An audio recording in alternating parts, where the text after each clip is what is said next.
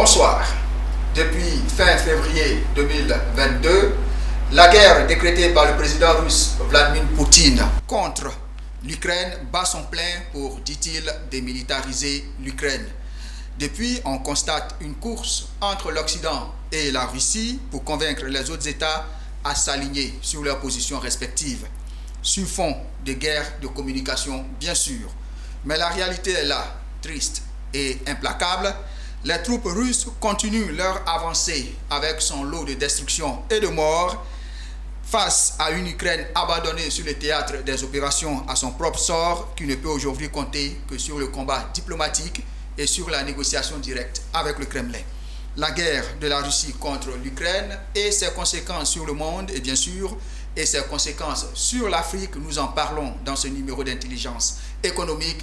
Merci d'être sur la chaîne utile Business 24 Africa. Soyez avec nous.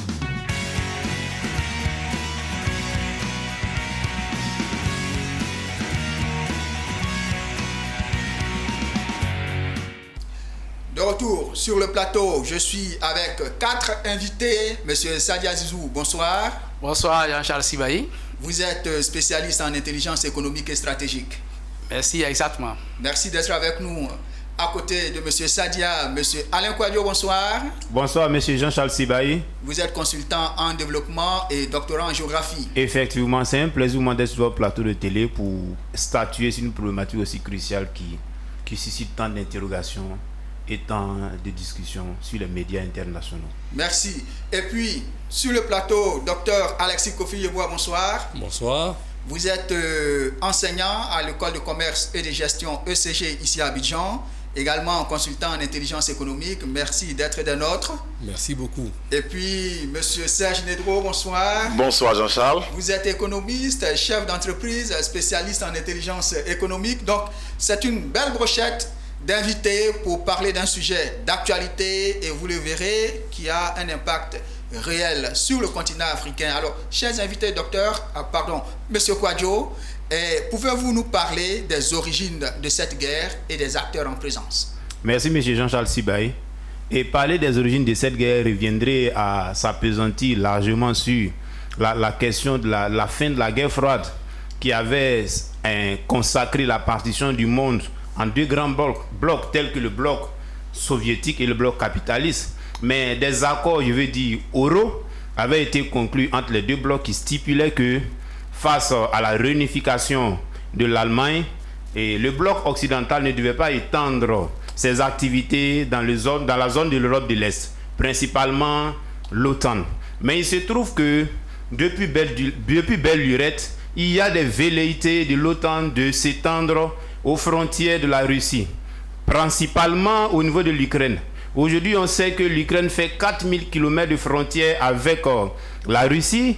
Et pour la Russie, c'est une défiance, c'est même une provocation de voir, de 1, l'Ukraine adhérer à l'Union européenne, mais de 2, l'Ukraine abriter des bases de l'OTAN quand on connaît les enjeux sécuritaires et géopolitiques qui sont sous-jacents. Mais en dehors de ce contexte historique, il y a aussi la question du positionnement stratégique de l'Ukraine dans cette affaire. Vous savez que l'Ukraine, c'est un pays qui sert de transit par rapport au gazoduc russe qui alimente toute l'Europe en gaz. L'Ukraine, c'est un puissant pays producteur de métaux précieux. L'Ukraine, c'est le blé. Donc en réalité, l'Ukraine joue une place, je dirais, très tournante, très centrale dans ce conflit. Ok, je voulais juste ajouter, tout juste pour une meilleure compréhension quand même de là d'où les choses viennent. Il faut savoir que l'Union des républiques soviétiques socialistes a été créée dans les années 1920. Et c'était tout juste à la fin, à l'effondrement de l'Empire russe, à l'époque, qui était dirigé par les Tsars.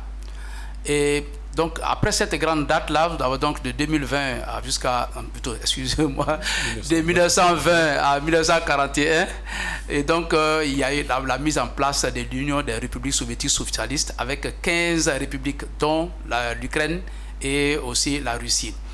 Alors, à la fin de la Deuxième Guerre mondiale, lorsque les Alliés ont gagné la guerre, le monde a été divisé en deux grands blocs.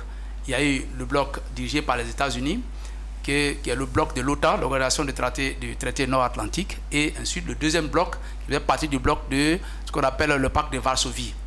Alors, donc, à partir de ce moment-là, il y a eu donc une guerre d'influence entre ces deux blocs, et qui a abouti à ce qu'on appelle la guerre froide. Nous avons tous connu la guerre froide, qui était beaucoup plus une guerre idéologique entre les deux camps. Et cette guerre froide a connu son apogée avec donc la chute du mur de Berlin en 1990. Et cette guerre a entraîné de facto le réveil des nationalismes à travers les anciennes républiques soviétiques socialistes qui ont réclamé leur indépendance, et avec l'arrivée aussi de Gorbatchev. C'est ce qui est un désir souverain des peuples et des États. C'est normal. Oui, cette période-là a été connue, je crois, sous les différents noms, la glasnost, et aussi la perestroïka, qui proclamait la restructuration des entreprises, et puis peut-être une meilleure gestion aussi du terroir. Donc, nous sommes arrivés là, et comme mon co-débatteur l'a dit tout à l'heure, il y a eu tout un ensemble d'accords. Il faut dire que Gorbatchev a joué un rôle dans la chute du mur de Berlin. La chute du mur de Berlin est aussi le fait que dans cette guerre idéologique, finalement, le gagnant, c'est le bloc de l'OTAN dirigé par les États-Unis.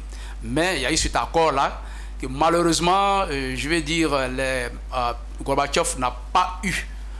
Il y a eu cet accord. Quel accord? Oui, mais il y a eu un accord verbal, c'est-à-dire qu'il y a eu des rencontres entre 1990 et 1991. Au cours de ces échanges, il a été dit qu'il a été accepté, et les comptes rendus le disent, il a été accepté que les pays occidentaux, notamment dirigés par les États-Unis, ne vont pas élargir l'influence de l'OTAN au-delà de ce qui a été tracé, notamment envers les pays baltes, et aussi les autres pays comme la Pologne. Ça n'a pas été respecté. L'erreur de Gorbatchev, c'est bien entendu de n'avoir pas signé un traité. D'accord. Donc là, on parle d'accord, mais il n'y a pas d'acte. Il n'y a pas d'acte, il n'y a pas de traité. Et c'est ce qui pose problème aujourd'hui. Donc les Occidentaux ont dit, bon, ils ont compris, mais qu'ils ne vont pas s'étendre vers les... Mais en réalité, lorsque vous avez remarqué que par la suite, effectivement, il y a eu cette velléité d'extension, d'élargissement de la sphère d'influence occidentale à travers l'Union européenne et l'OTAN. Et vous avez vu diverses indépendances des pays baltes, la Moldavie, l'Ukraine aussi, et d'autres pays. Donc c'est à ce niveau-là que nous sommes arrivés. Maintenant, vous avez posé la question de savoir si les acteurs en présence. Oui, oui. Bon, les acteurs en présence, je peux dire que ce sont les acteurs étatiques. Aujourd'hui, dans cette guerre entre l'Ukraine et la Russie, et ce sont d'abord l'Ukraine et bien entendu la Russie. Donc ce sont ces deux acteurs-là qui sont en présence aujourd'hui sur le théâtre des opérations. Merci beaucoup, docteur. Alors, Poutine parle de démilitarisation de l'Ukraine et il met cela en avant. Pour vous, c'est pertinent comme argument pour attaquer l'Ukraine? Oui, mais bien sûr, parce que pour faire la guerre, il faut des arguments pertinents. Donc, en disant démilitarisation de l'Ukraine, ça veut dire que l'État russe veut anéantir tout ce qui est défense de l'Ukraine afin de pouvoir, en tout cas, imposer l'influence que l'État russe veut faire. Et c'est, en tout cas, la guerre, il faut toujours une bonne raison pour faire la guerre. Et puisque l'Ukraine est une ancienne république soviétique, donc pour le président russe, c'est un peu quelle est la force de l'armée ukrainienne. Donc il est normal que pour pouvoir changer le régime, pour pouvoir changer la configuration territoriale de ce pays, il faut le démilitariser. C'est ce que l'armée russe a commencé à faire en bombardant toutes les installations stratégiques, tous les camps militaires, en prenant même la centrale nucléaire de Tchernobyl, et puis bon, tout ce qui est infrastructure de communication, parce qu'il faut dire que la Russie, enfin la Fédération russe est une puissance nucléaire, c'est une nation qui a l'habitude des guerres. Il faut aller dans les années au temps des tsars et tout, c'est une nation qui a l'habitude des guerres, donc elle sait. Donc cette guerre a été préparée sur tous les plans. Sur le plan médiatique, sur le plan idéologique, sur le plan économique, sur le plan militaire, sur le plan stratégique. Et connaissant la capacité de l'OTAN, connaissant l'influence puissante des États-Unis, donc ce n'est pas une petite guerre. Vous savez que l'Ukraine est presque, on va dire, 2 fois plus grande que la Côte d'Ivoire. C'est un grand pays. Hein, et la France aussi. Que la France. C'est un très grand pays. Donc on ne peut pas attaquer l'Ukraine comme si on allait attaquer un pays ordinaire. Voilà, donc il faut commencer par détruire. Donc si vous avez bien suivi, d'abord c'est la défense aérienne qui a été anéantie. Donc une fois que dans les guerres, on maîtrise l'espace, il n'y a plus de combat. Il reste seulement que les fantassins qui vont aller au sol pour pouvoir prendre tous les sites stratégiques du pays. D'accord. Monsieur Nedoro, est-ce que Poutine ne veut pas changer l'ordre mondial avec ses armes? Évidemment, c'est un objectif de Vladimir Poutine. Quand on voit évidemment les déclarations, surtout ces dernières déclarations, quand il explique qu'il mettait en alerte ses forces nucléaires. Donc on se demande bien entendu, un pays comme l'Ukraine qui n'a pas, j'ai envie de dire, d'armes nucléaires en tant que telles, parce que le nucléaire ukrainien c'est juste utilisé pour l'énergie électrique et tout ça, donc il n'a pas d'armes nucléaires, évidemment, comment est-ce qu'on peut activer ou mettre en alerte ces forces nucléaires? Il a dit clairement, c'est contre les Occidentaux, parce qu'il y avait des déclarations des dirigeants occidentaux qui étaient très hostiles à la Russie, et il a même mis ces forces nucléaires là dans le Pacifique, en alerte et partout ailleurs. Donc on voit bien entendu que Poutine s'est préparé, j'ai envie de dire, à une guerre, à une internationalisation de cette guerre en réalité, à un conflit mondial en tant que tel. Et ce conflit mondial, on se dit, peut-être ce qui se cache derrière évidemment l'agenda caché, l'agenda secret de Poutine, c'est de renverser, j'ai envie de dire, la situation. C'est-à-dire que de dire au monde que l'hégémonie du monde unipolaire qui était dominée par les États-Unis et l'OTAN, c'est terminé. Et on a vu Nicolas Maduro qui l'a dit en 2013 quand la Russie avait évidemment envahi également la Géorgie. Et Nicolas Maduro, en ce moment, il était ministre des Affaires étrangères de Chavez, c'est ça, non? De Chavez. Et il a dit que le monde unipolaire est fini et qu'on a du Venezuela et qu'on avance maintenant des amis de la Russie et qu'on avance maintenant dans un monde multipolaire. Voilà, et que ça devient un monde multipolaire et que donc c'est ce monde-là qui va diriger désormais. Alors que l'OTAN, les États-Unis à travers l'OTAN et l'Union européenne n'attendent pas, sinon le bloc occidental n'entend pas de cette oreille. Ce bloc-là veut toujours sa domination, veut toujours dominer sur le monde entier.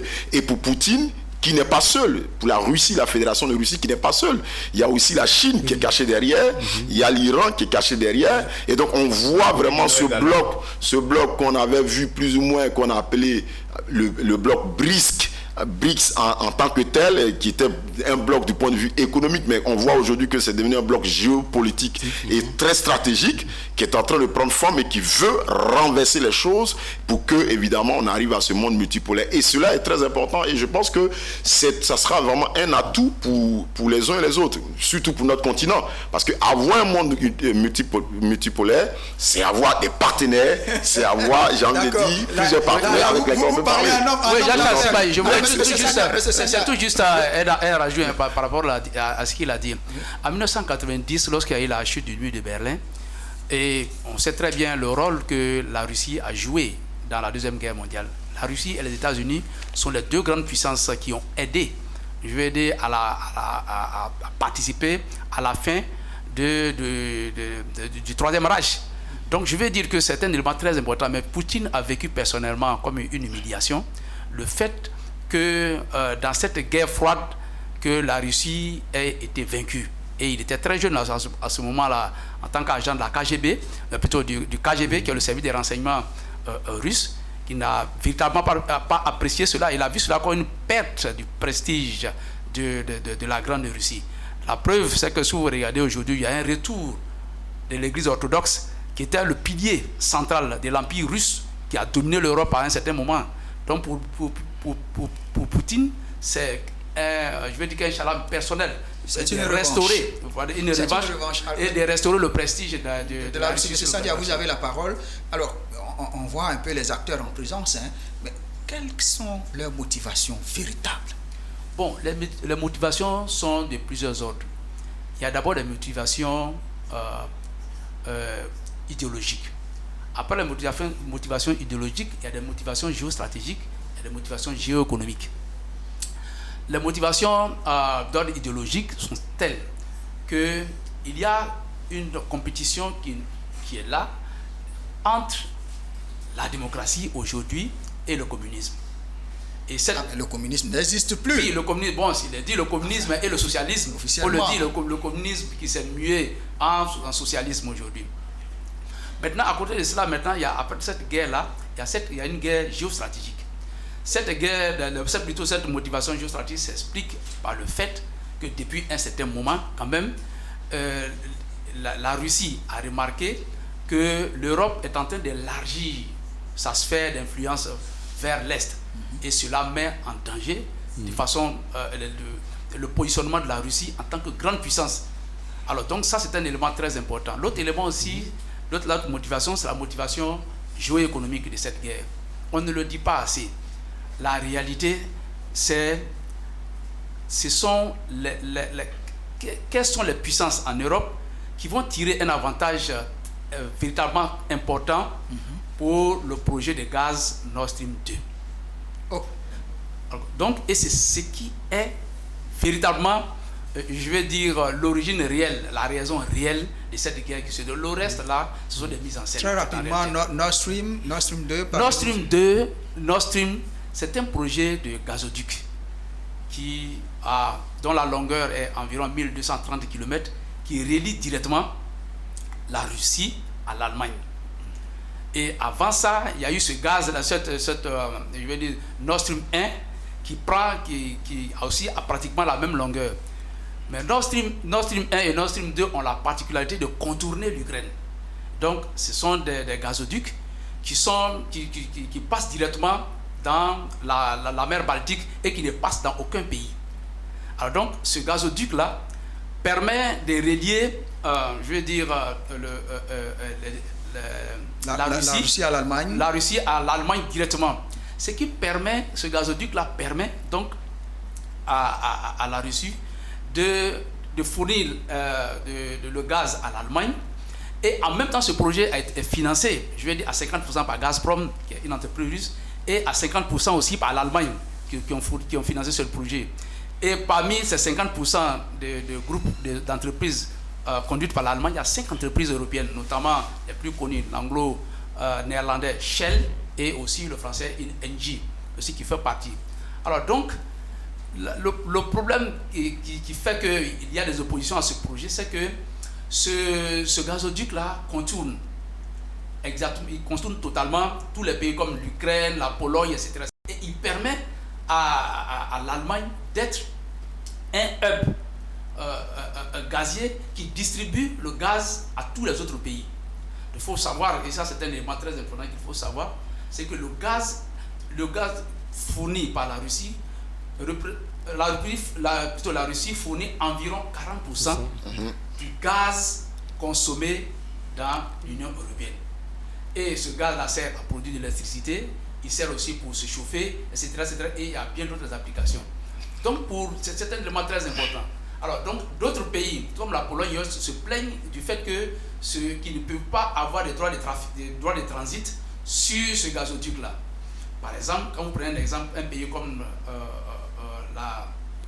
l'Ukraine, oui. L'Ukraine a déjà d'autres gazoducs qui passent sur son sol, notamment le gazoduc Soyouz, qui a été mis en place depuis 1967. Donc, le fait de contourner l'Ukraine et les autres pays des landes, par exemple, fait perdre, je veux dire, 1,5 milliard d'euros à l'Ukraine. Donc, ce qui équivaut à peu près, si je comprends bien, à 1200 milliards de francs CFA.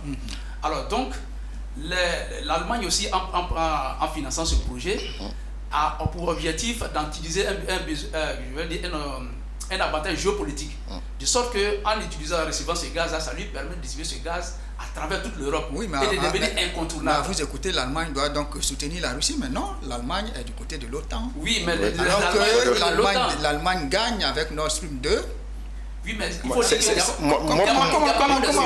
comment pour moi, c'est lui. C'est lui. Oui, rapidement. Il n'y a pas que seulement les autres pays européens. Il y a d'autres pays européens qui s'opposent à ce projet-là, notamment l'Italie. Il y avait un projet de gazoduc qui devrait être mis en Europe du Sud, qui ne l'a pas été. Donc, ils n'ont pas les bénéfices immédiats. Donc, ça fait que l'Allemagne a une certaine force sur eux et que ces pays-là n'acceptent pas. Mais les États-Unis aussi, les États-Unis fournissent ce qu'on appelle le GNL. Le GNL, c'est le gaz naturel liquéfié, qui est encore, je dis 3 fois plus cher que le gaz fourni par l'Allemagne. Donc, par la Russie. Donc, voici ce que je veux dire. Donc, je veux dire que c'est un enjeu vraiment géoéconomique très important. Okay. Et c'est ce qui est le nœud même actuellement. Merci. Permettez-moi d'intervenir. Je veux rapidement intervenir sur la question de l'unipolarité de ce monde. Il faut dire que plusieurs conditions peuvent permettre à la Russie, ou bien sont susceptibles de permettre à un État de mettre fin à un monde unipolaire. Il y a sa capacité à avoir de très grandes ressources énergétiques. Il y a la monnaie, il y a l'arme nucléaire, puis il y a sa puissance militaire. Ça, la Russie l'a déjà.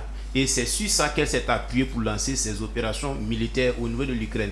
Je veux aussi intervenir rapidement sur la question du gazoduc Nord Stream 2. Apporter une rectificative, c'est un gazoduc long de 2500 km et non de 1200 environ.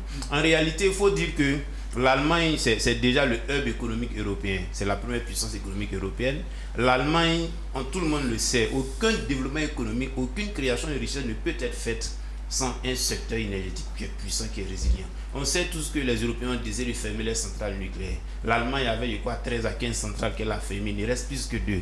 Donc, la possibilité de se fournir en gaz via la Russie était une aubaine, une opportunité pour elle, comme il a si bien dit. Mais au nom de la souveraineté internationale, l'Allemagne est obligée de sacrifier ce projet qui n'a pas encore été exécuté, sinon le projet est achevé. Mais figurez-vous que c'est une situation qui met l'Europe dans l'impasse. L'Europe est en train de prendre les sanctions sans pour autant penser aux effets pervers que ces sanctions pourraient avoir sur son économie. Figurez-vous que la Russie, pour moi, est un pays qui est serein, je le dis. La Russie est serein, pourquoi? Plusieurs indicateurs le montrent. Plusieurs indicateurs statistiques le montrent. La Russie fournit, je dirais, environ 40 à 44% du gaz européen.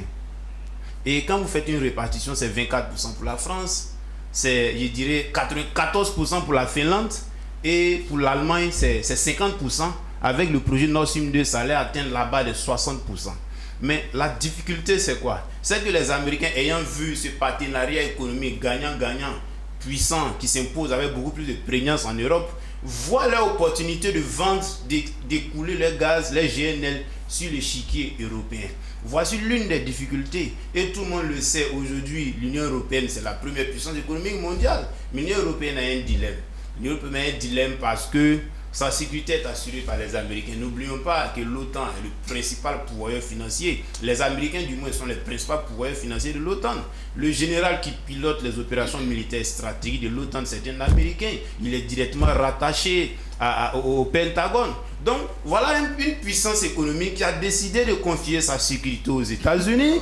Et aujourd'hui, sur la base de la solidarité internationale, est obligé de sacrifier autant d'investissements. Je tiens à rappeler que le projet Nord Stream 2 a été financé à coût de 2 milliards d'euros.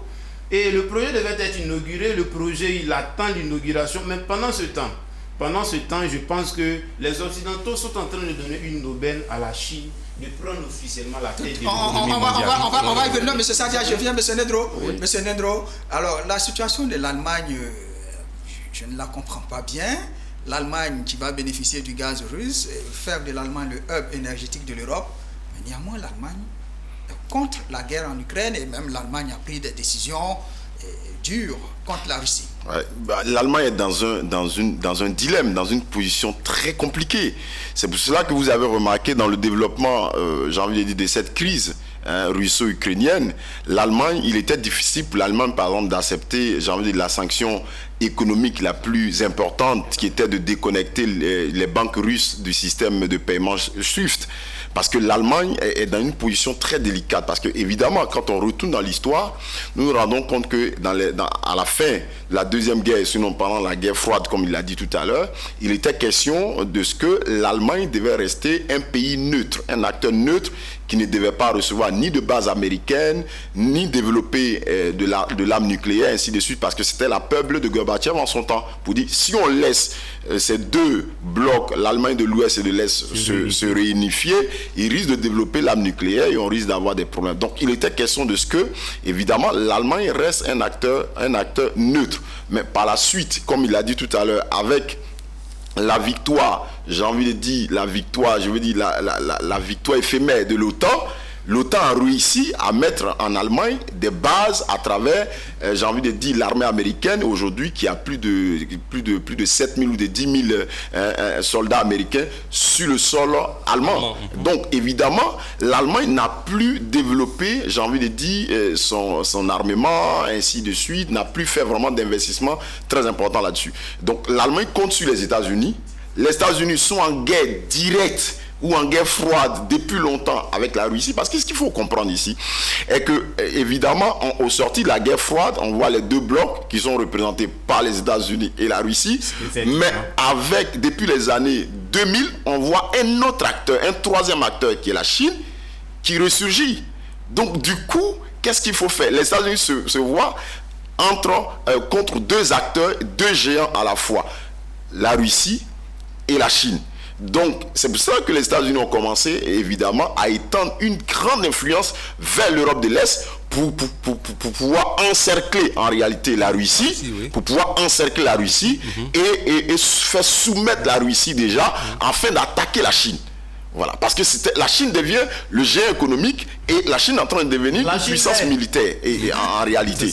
Donc il faut une puissance militaire, une puissance militaire également. Donc il faut bloquer tout de suite la Russie. Si on arrive à bloquer la Russie en l'encerclant avec, j'ai envie de dire, avec comment on appelle ça, des bases de l'OTAN en Ukraine, il y a la Lituanie déjà qui est là, ainsi de suite. Qu'on y va, on encercle, on y met, j'ai envie, des armes nucléaires ou des armes conventionnelles qui sont à 2 minutes de Moscou ou 2 minutes, j'ai envie de la Russie, mais c'est fini, la Russie ne peut plus se défendre. Et c'est ce que Vladimir Poutine dit, et il a raison sur ce plan, parce que laisser l'Ukraine, qui doit aussi, le statut de l'Ukraine entre les deux blocs, c'était que l'Ukraine reste aussi un acteur neutre.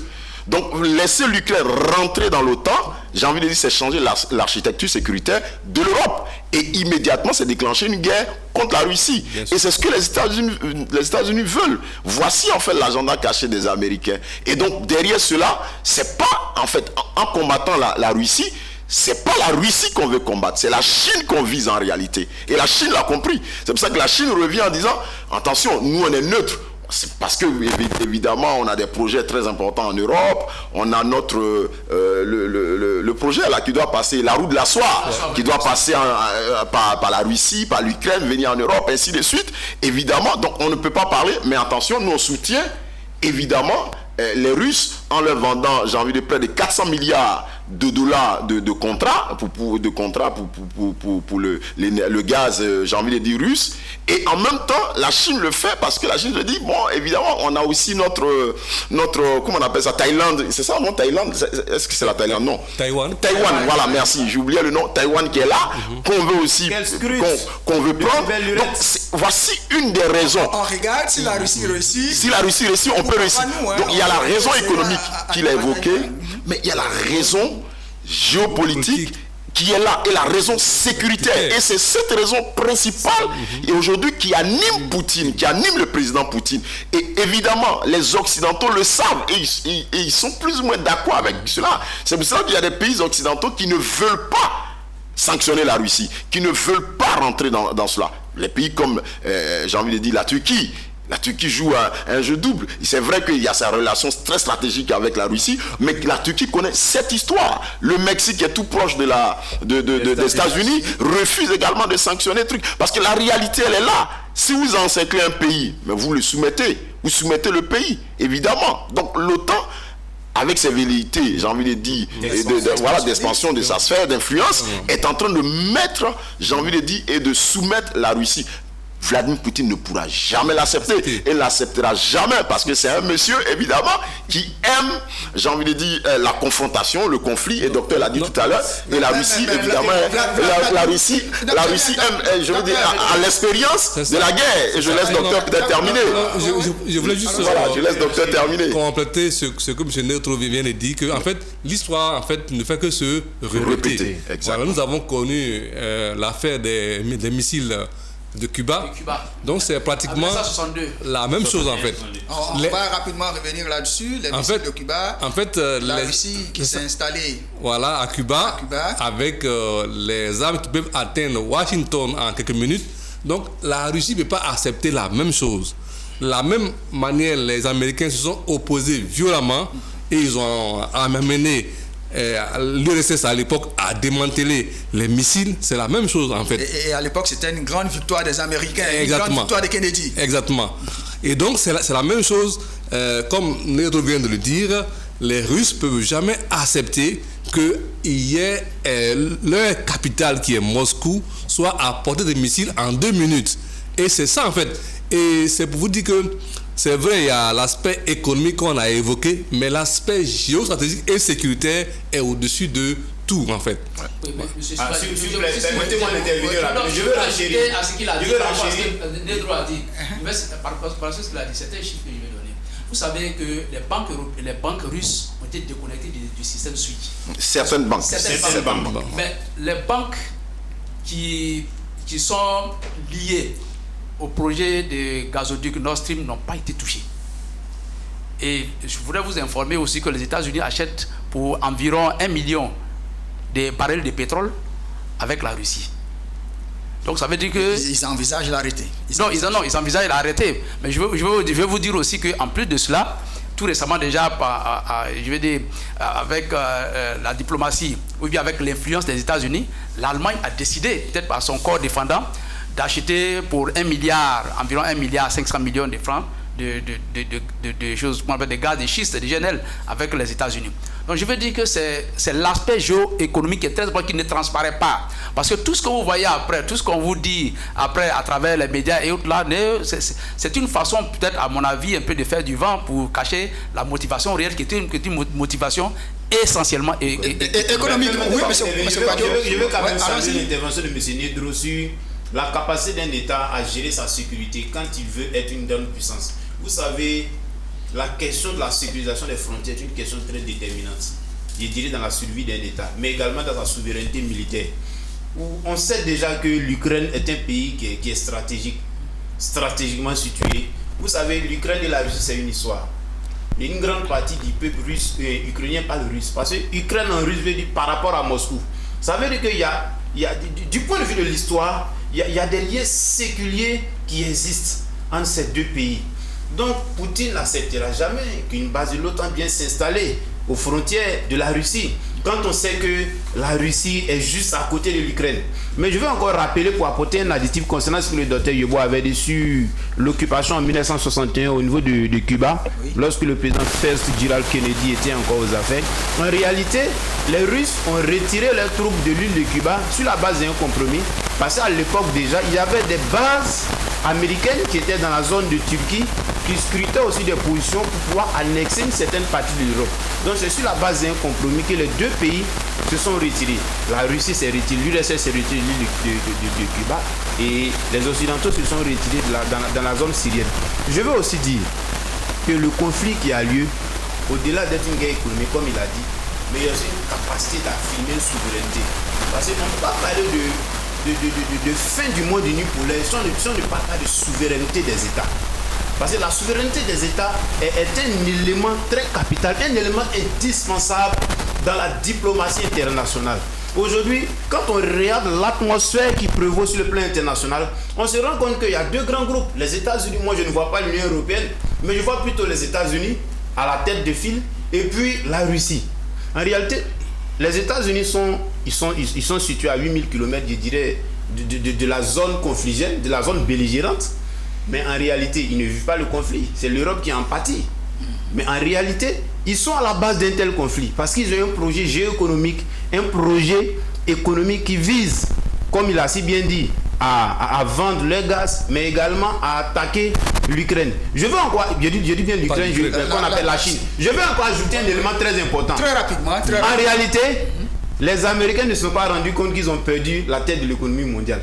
Merci. Je vous le dis, ils ne se sont pas rendus compte. Oui. Sinon, je pense que les États-Unis n'ont plus la tête de l'économie mondiale. De façon peut-être officielle, les gens ne vont pas l'accepter puisque toutes les grandes institutions de gouvernance mondiale se trouvent aux États-Unis. Mais quand on regarde la dynamique de l'économie chinoise, on regarde sa prospective économique, on regarde son innovation dans le domaine technologique et militaire. Il y a une récession. Hein. Mais c'est quelque chose d'important. Oui. Récemment, dans son discours sur l'état de l'Union, oui, le président américain Joe Biden disait ceci, et je cite, hein, Poutine a déclenché la violence et le chaos. Mais ce qu'il pourrait gagner sur le front, il le payera très cher sur le long terme. Quand l'histoire de cette période sera écrite, la guerre de Poutine en Ukraine aura laissé la Russie affaiblie et le reste du monde renforcé.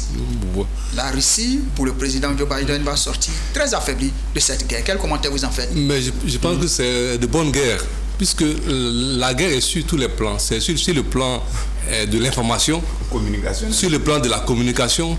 Et donc, c'est de bonne guerre, en fait. Mais vous n'y croyez pas? Non, c'est pas possible. Dans le temps actuel où nous sommes, Vladimir Poutine et tous les think-tanks russes ont réfléchi à tous les scénarios. Cette guerre a commencé à être préparée il y a au moins 10 ans en arrière. 10 ans. Donc, c'est pas possible que la Russie, c'est pas un petit pays. L'armée russe fait près de 1 million, plus d'1 million, plus 2 millions de réservistes. L'armée russe a près de 16 000 têtes nucléaires. En plus, on ne joue pas avec une puissance du pétrole, une puissance du gaz, une puissance du charbon, une puissance du blé. Donc, c'est pas possible. Et si vous-même, vous voyez dans ce temps-ci, la Russie, par le passé, était, on peut dire, un pays qui regardait faire l'influence des nations occidentales. Mais de plus en plus, la Russie s'intéresse aux zones où on dit c'est des précarés et autres. Tout ça, la Russie s'intéresse. Donc, le président Joe Biden, c'est vrai, l'a dit, mais ce n'est pas possible parce que nous avons aussi des accords entre la Chine et la Russie. Nous avons des accords entre la Russie et l'Iran. Et comme il vient de le dire, hein, c'est un monde maintenant qui devient un monde multipolaire. Le système SWIFT dont on parle, on a déconnecté certaines banques russes, ce n'est rien du tout. Et en plus, dans l'armée, on dit qui sanctionne, qui dièse, se dièse en fait. Toutes ces mesures qui ont été prises pour punir la Russie finiront par se retourner contre toutes les nations du monde, parce que c'est un grand pays. Et donc, le monde n'a pas fini de se relever de la Covid-19 et cette guerre va nous provoquer une autre crise économique qui va affecter d'abord les nations européennes, ensuite les nations, c'est vrai, nous qui sommes les nations de l'Afrique, et puis plus tard, certainement les États-Unis. Et donc, ce que le président Joe Biden a dit, vous savez, le président, il n'est pas au hasard, mais il le dit certainement avec des dessins cachés pour peut-être amener les stratèges russes à revoir peut-être les ambitions, bien à les amener à passer à la négociation, mais c'est pas possible que la Russie puisse sortir de cette guerre affaiblie. Monsieur Sibaï, non, terminer rapidement. D'ailleurs, oui, la Russie va sortir de cette guerre plus grandie qu'avant. Bon, vous le pensez? Ah oui. Vous le pensez? Alors, monsieur Nedro, oui, le décor est planté. Tout à fait. La guerre est là. La Russie attaque l'Ukraine, on l'aura compris. C'est une guerre entre la Russie et les États-Unis à la tête de l'OTAN. Quelle est la stratégie? Quelle stratégie les différents belligérants utilisent dans cette guerre? Évidemment, avant de répondre à votre question, je voulais dire rapidement, rebondir sur la question pour dire que la Russie est sous sanction. N'oubliez pas que la Russie est sous sanction depuis 2014. 2014 avec l'invasion, bon, je dirais avec l'opération peut-être spéciale ou l'invasion de la Crimée, je ne sais pas. Donc, avec cela. Donc, évidemment, l'invasion de la Crimée, la Russie est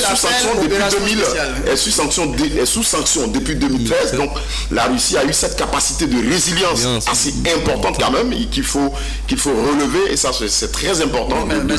Donc, je veux dire que la Russie a pris l'économie russe. Un isolement diplomatique. Oui, diplomatique. Il y a un isolement diplomatique évidemment. Donc, il y a un isolement diplomatique, mais qui va se régler, qui va se solder peut-être, j'ai envie de dire, par des accords. Plus tard, on l'a vu, en Crimée, évidemment, on avait dit que Poutine était isolé carrément, mais on a vu les voyages des présidents ou des chefs d'État occidentaux qui sont rendus là-bas, ainsi de suite. Donc, je veux dire que tout ceci va se solder par une entente, par une compréhension des uns et des autres. Donc on va revenir à la stratégie. On revient à la stratégie.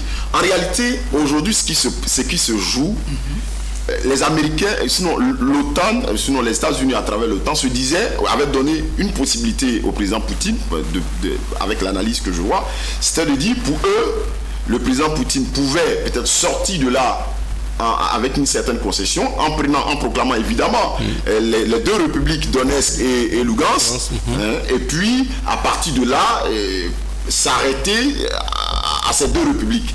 Mais ils ont été surpris de voir le président Poutine, dans sa stratégie, aller au-delà des deux républiques et à frapper jusqu'au-delà de la limite qui était là, diplomatiquement parlant, je veux dire. Diplomatiquement parlant, c'était ce qui était prévu. Donc je vois que, évidemment, le président Poutine est allé va jusqu'à Kiev maintenant.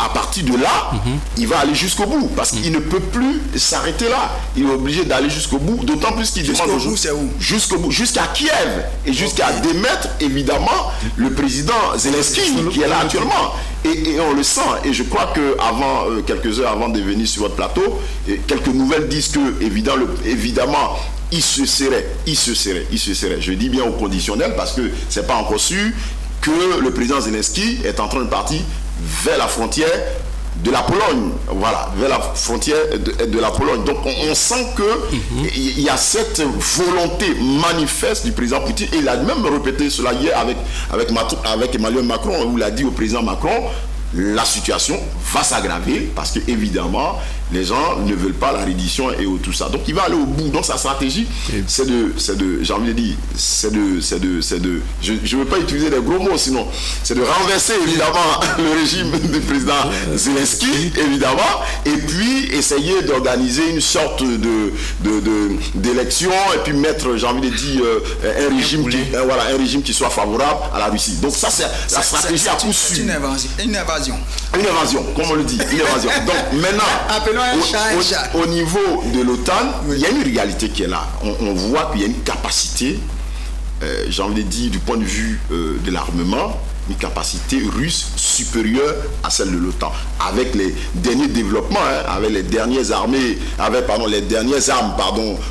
créées par la Russie, telles que les armes hypersoniques, dont aucun pays de l'OTAN n'a encore eu un système de défense capable d'arrêter une telle arme hypersonique. Le ministre des Affaires étrangères français, Jean-Yves Le Drian, disait que l'OTAN, c'est aussi une puissance nucléaire. Oui, une puissance nucléaire, mais les armes dont nous parlons sont des armes à la fois conventionnelles et les armes nucléaires. Parce que les armes hypersoniques peuvent avoir évidemment des têtes nucléaires, comme ne pas avoir des têtes nucléaires. Vous voyez? Donc il n'est pas obligé forcément d'utiliser les têtes nucléaires à partir de ces armes hypersoniques. Donc il peut les utiliser à n'importe quel moment, mais aucun système de défense n'a le pouvoir d'arrêter ces armes. Donc ça montre la suprématie de l'armée russe aujourd'hui sur les autres armées. C'est vrai. Et donc quand on voit évidemment cette suprématie stratégique sur les enjeux stratégiques qui sont les armes stratégiques, je me dis évidemment que c'est pour cela que l'OTAN, regarde, si on a vu dans d'autres pays, l'OTAN réagit facilement en Libye, l'OTAN réagit très facilement, j'ai envie de dire, un peu partout. Je ne citerai pas des exemples d'ici, mais l'OTAN réagit un peu partout. Mais donc nous voyons qu'à partir de là, on va ce qu'il en est. Nous sommes sur les stratégies. Bon, rapidement. Je pense que c'est un discours de propagande, un discours communicationnel, parce qu'en matière de guerre, la communication est un outil très déterminant. Donc c'est une stratégie. Si on se réfère à l'histoire, les Américains sont intervenus en Irak. d'Afghanistan, en Irak, ils sont intervenus sur la base d'une supposée découverte d'une arme, je dirais, de destruction massive. Mais en réalité, quelques années plus tard, ils ont bien communiqué pour dire qu'ils se seraient trompés. Oh, il y a eu des morts, des milliers de morts. Il en est de même pour l'Afghanistan, il en est de même pour la Syrie, pour la Libye. Aujourd'hui, à cause de l'intervention de l'OTAN, mais la Libye aujourd'hui est dans un système sécuritaire, je dirais, de chien-lit. Il y a des conséquences au niveau du Sahel. Vous écoutez, on croirait Vladimir Poutine s'expliquer. Non, c'est une analyse, s'il vous plaît. Je ne dis pas que je suis pro-Vladimir Poutine, mais je fais une analyse sur la base de l'histoire, et sur la base des développements de l'histoire du monde contemporain actuel. Je ne suis pas pro-Poutine. Je fais sur la base... Personne n'est pro-Poutine. Je fais une analyse scientifique. La stratégie de c'est très simple. Quand vous regardez la cartographie de cette guerre, il a procédé par l'encerclement. Ses objectifs étaient de prendre d'abord, détruire, comme l'a si bien dit le docteur Yeboah, l'a si bien dit, de détruire ce qui est arsenal militaire. Tous les arsenaux militaires de l'Ukraine ont été détruits, la flotte aérienne, les systèmes de renseignement ont été tous pilonnés par la flotte aérienne. Et je crois que, est-ce qu'il n'a pas pris la ville de Mariupol? C'est une zone qui est très stratégique. Pas encore. Pas encore. Mais je pense que la prise de cette ville va définitivement consacrer la victoire de Vladimir Poutine. Parce que c'est cette zone-là qui approvisionne toute l'Europe de l'Ouest en matière de céréales, en matière de métaux précieux. Si vous permettez. Et puis finalement, il y a quelque chose finalement, il va à Kiev. Pour moi, ce n'est pas pour organiser une élection pour mener ses problèmes, mais en réalité, c'est pour récupérer le territoire. Merci. Il y a un élément quand même qui est très important qu'on ne dit pas. Je voudrais quand même qu'on le relève sur ce plateau. Quand même, on doit se mettre quand même en peine pour le peuple ukrainien, parce que vous voyez une guerre qui se déroule sur le territoire. C'est pour ça qu'il faut éviter d'être entre deux feux de deux puissances. Et malheureusement, c'est l'Ukraine qui est au centre et le feu tombe. Pour vous, c'est une erreur du président Zelensky? Et je pense que ça a été une erreur parce que normalement, il faut avoir de bons rapports. Lorsque vous avez un voisin qui est très puissant, il faut avoir de très bons rapports. Donc, peut-être que le président, il a été élu sur la base de la réconciliation avec la Russie. Et malheureusement, n'ayant pas respecté les accords de Minsk, voilà pourquoi nous sommes arrivés à cette guerre. Donc il aurait peut-être pu faire un équilibre entre l'OTAN et la Russie pour sauver le pays en fait. Là c'est le peuple qui souffre. Ce sont les innocents qui meurent chaque jour et c'est vraiment dommage. Et je pense que en termes d'analyse, je pense que quelque part le président a dû écouter le chant des sirènes. Et malheureusement, le pays est en train de... C'est un pays qui sort de récession économique, l'Ukraine. Et donc là, la crise va encore aggraver la situation. Voilà. Et donc, le président Zelensky aurait pu éviter cette guerre. Aussi, l'élément que je voulais quand même relever, c'est qu'on ne parle pas de ça aussi assez. Il y a eu beaucoup de massacres d'Ukrainiens russophones sur la ligne de front dans le Donbass. Et c'est pour tout ça, ce sont les arguments que la Russie a utilisés pour venir, en fait, pour la sécurité de ces Ukrainiens russophones qui ont appelé aussi au secours, qui ont demandé en tout cas à ce que la Russie les protège. C'est pour ça que la guerre a lieu. Et donc, je pense que c'est une leçon pour toutes les nations. Il faut éviter que la guerre se déroule sur votre territoire. Même si une puissance te rassure que non, si l'autre t'attaque, je viens te défendre. Zelensky il est tout seul. Mais Zelensky, c'est vraiment un président courageux. Je loue le courage du président Zelensky parce que jusqu'à présent, il est encore là. Il maintient le moral de sa troupe.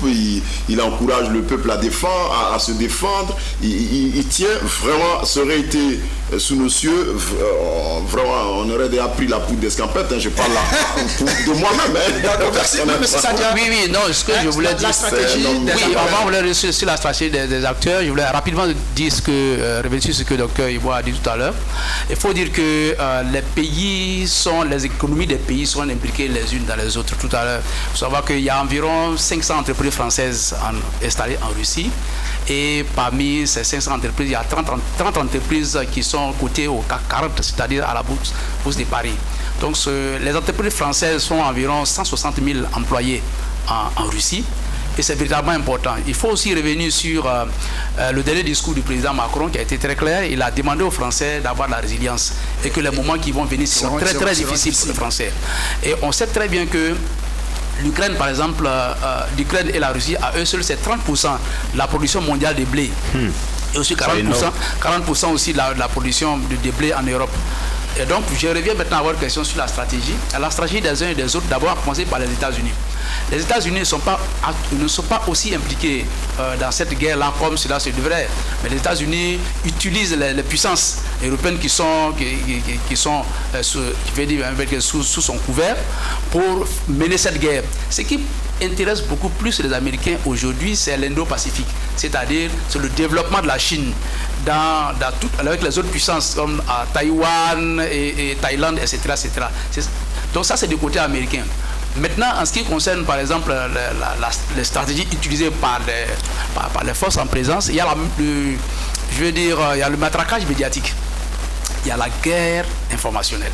Cette guerre d'information, vous avez bien le constaté, vous tous, nous qui sommes dans les pays francophones, par exemple, nous avons remarqué, les médias occidentaux et pratiquement français et français sont orientés de façon, directe sur l'image de Poutine. On a même traité de Poutine de fou sur certains plateaux.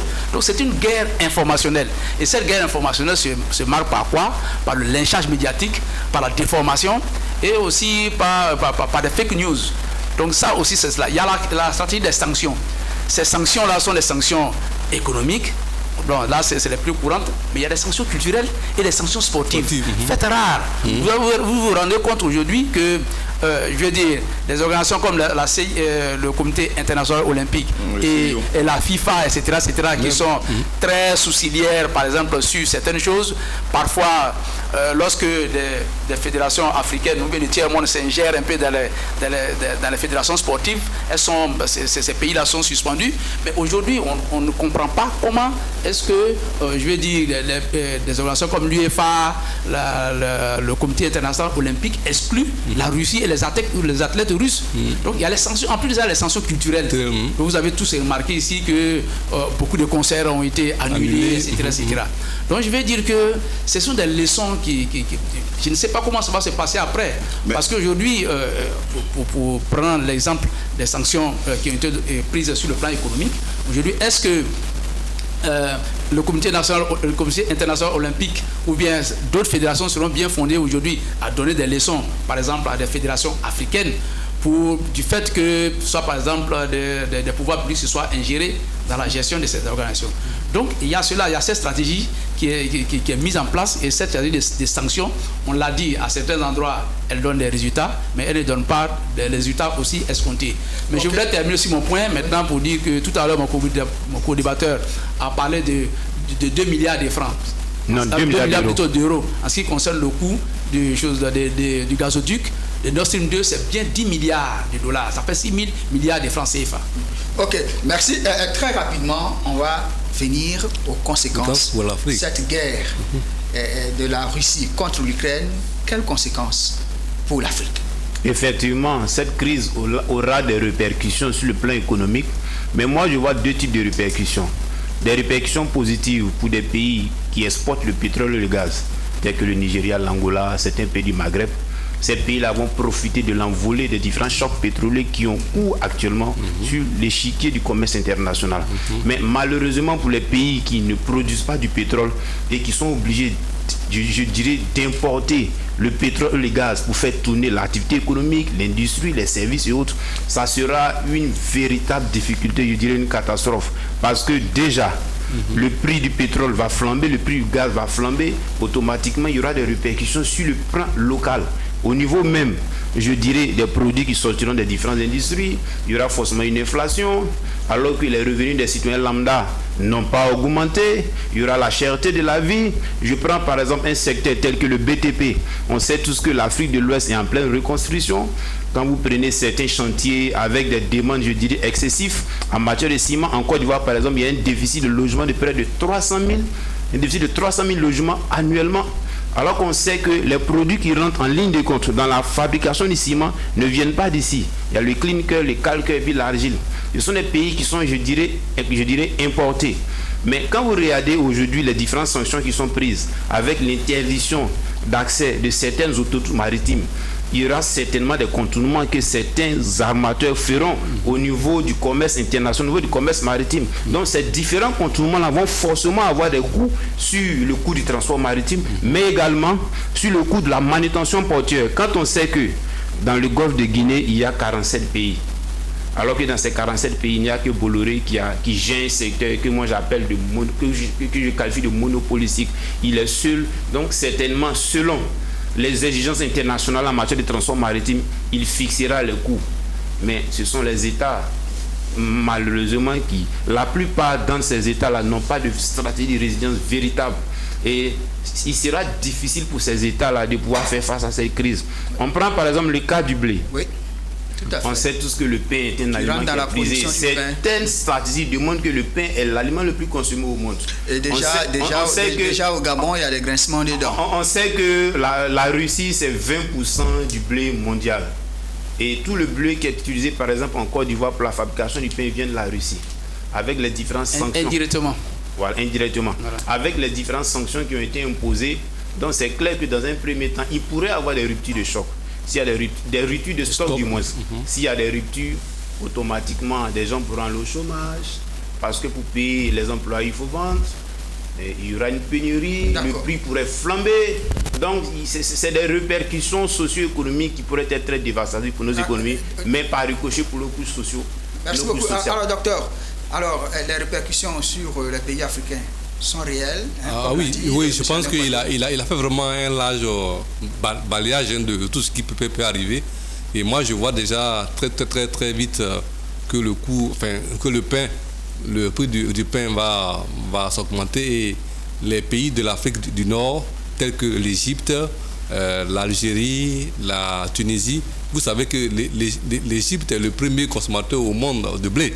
Et tout le blé qui est consommé là-bas, en tout cas 90% vient de la Russie. Donc il y aura forcément des répercussions sur ces pays. Et nous aussi, les pays subsahariens, nous ne serons pas en reste. Et comme il a dit, les céréales, il n'y a pas que le blé, il y a le maïs. Et le maïs, il y a l'orge. Et tous ces produits entrent dans la fabrication de la bière. Tout le monde sait que la bière est importante pour la Côte d'Ivoire, pour le Cameroun, pour le Congo. Elle est très prisée. Alors, pour le Gabon aussi. Pour le Gabon, voilà. Donc pour tous les pays, en tout cas, vous voyez, donc il y aura forcément des répercussions.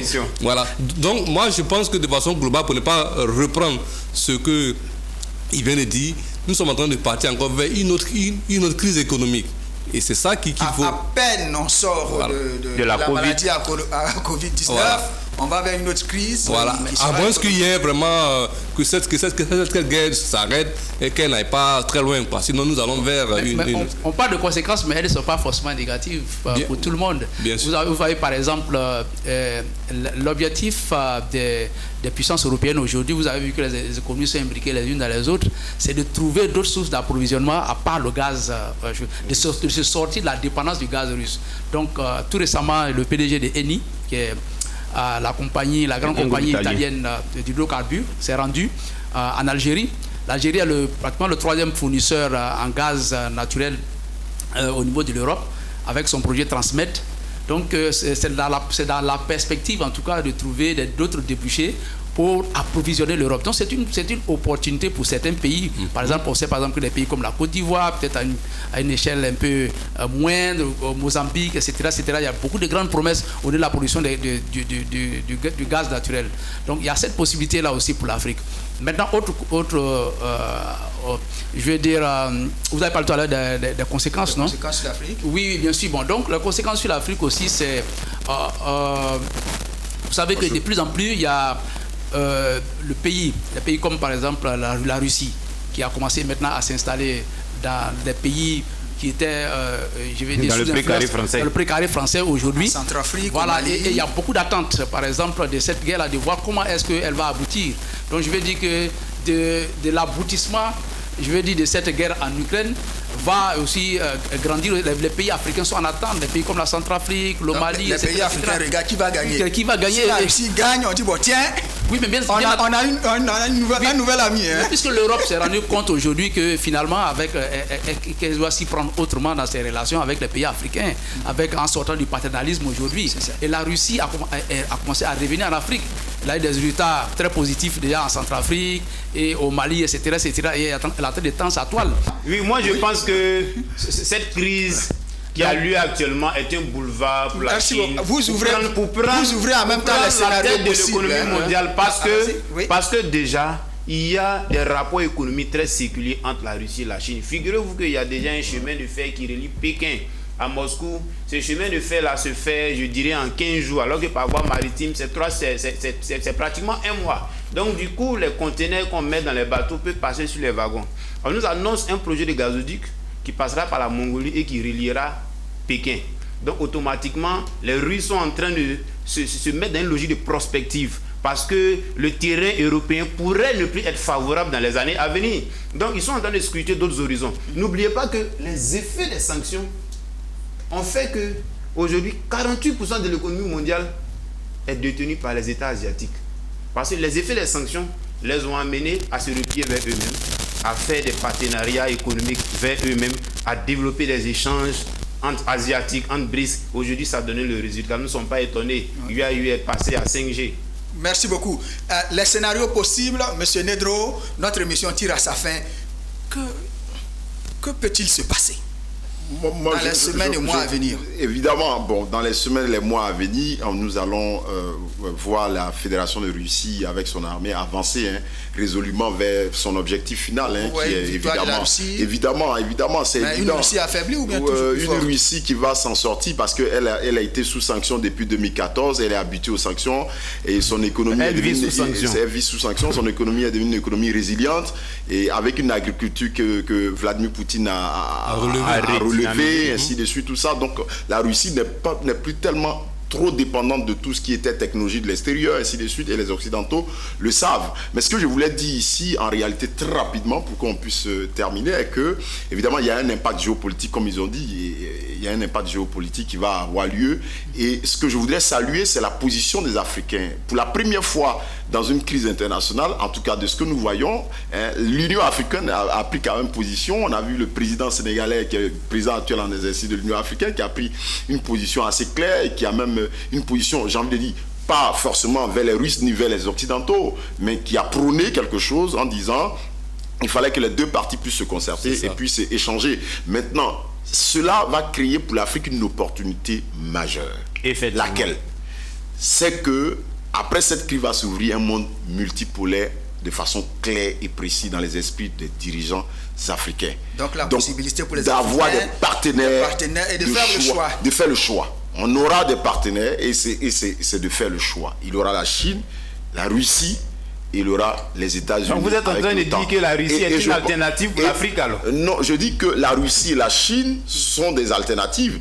Avant, c'était seulement que la Chine qui était une alternative pour les Africains, mais aujourd'hui la Russie se positionne de façon claire et sur tous les plans, j'ai envie de dire, que ce soit le plan, j'ai envie de dire, militaire, économique, ainsi de suite. On voit cette volonté manifeste vraiment de Vladimir Poutine d'aller partout et évidemment de pouvoir prendre dans son collimateur les anciens pays de l'URSS qui sont partis et également d'étendre sa sphère d'influence un peu partout dans le monde. Et je pense que c'est une bonne chose. Merci, docteur Yeboah, les scénarios possibles. Je ne vais pas dire grand-chose à part ce que Nedro vient de dire. moi je dirais que nous allons en tout cas arriver à un monde où c'est un monde multipolaire et que cela aussi va montrer qu'il ne faut pas choisir n'importe quel partenaire et qu'il faut se trouver plutôt des partenaires solides. Et puis il faut savoir aussi que dans les relations internationales, il y a aussi ce qui existe qu'on appelle la roublardise en fait. Donc il faut pas accepter toutes les alliances. Il y a des alliances qui ne fonctionnent pas. Ça est sur papier, mais quand vous êtes dans les difficultés, ça ne va pas marcher. Donc il faut chercher des partenaires fiables. Et donc cette crise va faire en sorte que je pense que la Russie va sortir quand même grandie de cette guerre parce que il n'y a pas match, il y a pas photo entre l'armée ukrainienne et l'armée russe. Donc l'armée russe va finir, même si ça va durer 1 mois ou 2 mois, va finir par renverser le régime qui est en place à Kiev. Et puis ensuite, ça va faire en sorte que le monde sera un monde nouveau, un monde multipolaire. Voilà, je peux m'arrêter là. Monsieur Kwadjo. Merci, je vais abonder dans le même sens que mes prédécesseurs pour dire que cette crise va consacrer la fin du monde unipolaire. On parlera de multipolarité. La Russie sortira grandie. La Russie va s'affirmer en tant que puissance militaire, puissance économique, puissance énergétique, et puis on aura un rééquilibrage au niveau des relations diplomatiques entre Russes et Occidentaux. Comme il a si bien dit, l'Afrique aura plusieurs alternatives. Voilà ce qui va se passer. Et puis on souhaite beaucoup de courage aux Ukrainiens. C'est vrai que c'est une crise qu'on n'a pas souhaité. Ce sont les grands perdants. Ce sont les grands perdants. Ça fait partie des effets collatéraux. Voici un monsieur comme Poutine qui tentait de défendre son territoire parce qu'il y a des enjeux géopolitiques, géostratégiques. On ne va pas revenir dessus. Okay. Donc, moi, de façon grosso modo, c'est que je pense qu'il ne faut pas sonner le tocsin beaucoup plus tôt que cela. Le premier des scénarios, c'est de faire en sorte que la Russie va réussir va atteindre son objectif, celui je vais dire que de mettre totalement l'Ukraine sous son giron. Ça, c'est là. Mais je pense que la Russie aussi avait déjà anticipé cela en créant l'organisation de la coopération de Shanghai, déjà pour faire pièce déjà à la force des pays de l'OTAN. Et donc, l'organisation de la coopération de Shanghai est pour le contrepoids de l'OTAN après la disparition du pacte de Varsovie en 1990. Ça, c'est un deuxième point. Deuxième élément aussi, il y a la possibilité que la Russie joue sur le levier du gaz, du gazoduc. Et on l'a très bien dit ici que c'est une arme géopolitique, mais c'est une arme aussi stratégique très, très, très importante sur laquelle la Russie pourra jouer au cas où elle se retrouve en difficulté. Parce qu'il ne faut pas oublier aussi que les puissances de l'OTAN ont massé des troupes à la frontière avec l'Ukraine. Elles l'ont dit, nous allons envoyer des armes on appelle ça en Ukraine, mais les armes ne marchent pas. Je suis presque sûr que de façon officieuse, les forces spéciales ou bien les forces armées de ces pays-là sont déjà sur le théâtre des opérations en Ukraine, même si ça ne se dit pas. Et autre chose aussi, c'est que nous avons déjà vu, comme je l'ai dit tout à l'heure, que certains pays européens ont commencé déjà à penser à d'autres alternatives. Ursula von Leyen avait déjà dit, le chancelier allemand avait déjà dit que, non, pas chancelier allemand, je crois que la présidente de la Commission européenne avait déjà dit comme ça qu'il fallait déjà commencer à penser à d'autres alternatives, à renforcer le partenariat énergétique outre-Atlantique. Et vous avez vu déjà que les premières facettes de cette façon de penser aujourd'hui, c'est le fait déjà que les Allemands, qui sont les cofondateurs, les co-créateurs ou bien les cofinanciers de ce gazoduc, ont passé déjà une grande commande. Donc ça veut dire que de plus en plus, les États-Unis vont vendre beaucoup plus de GNL aux puissances européennes. Ok, merci, chers téléspectateurs. Notre émission est terminée. Nous disons merci à nos invités. Nous parlions de la guerre de la Russie contre l'Ukraine et ses conséquences sur le monde et surtout sur l'Afrique. Merci de nous avoir suivis et restez sur le programme de la chaîne utile Business 24 Africa.